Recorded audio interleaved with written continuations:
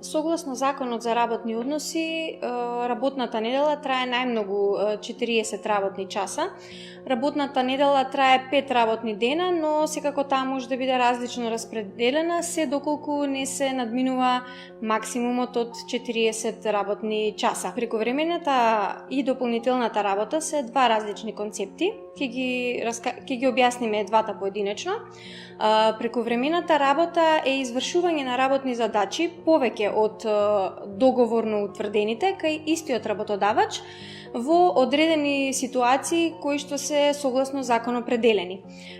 Тоа би било зголемување на обемот на работа, продолжување на производниот или деловниот процес, отстранување на настанатите штети на средствата за работа или пак доколку треба да се обезбеди, односно осигури безбедност на луѓето, имотот или на прометот.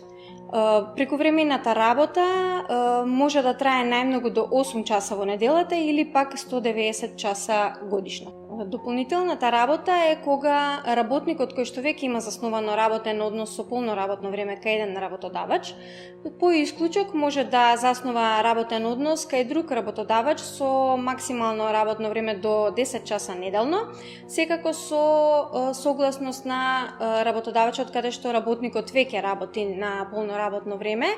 Задолжителен составен дел од договорот за вработување е договорот за начинот на остварување на правата и обврските од овој работен однос, со оглед на правата и обврските кои што вработениот ги има кај работодавачот, кај кој што има засновано работен однос со полно работно време. Работникот согласно закон има право на годишен одмор од најмалку 20 работни дена, а најмногу 26 работни дена. Работникот кој што за прв пат заснова работен однос се стекнува со правото за целосен годишен одмор со наполнување на 6 месеци непрекината работа кај ист работодавач, без разлика на тоа дали тој работи со полно работно време или пократко работно време. Годишниот одмор по правило се користи во тековната календарска година. Тој може да се искористи во повеќе делови, но еден дел мора да изнесува 2 непрекинати недели. Работодавачот е должен да му обезбеди на работникот 12 непрекинати работни дена во тековната календарска година, додека остатокот од годишниот одмор работникот може да го искористи до 30 јуни идната календарска година.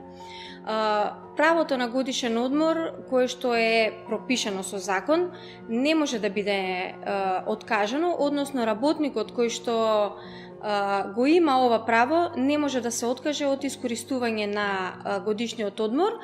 Согласно на ова, оние потврди кои што се издаваат од претходниот работодавач за неискористен годишен одмор се неважечки, односно се правно невалидни.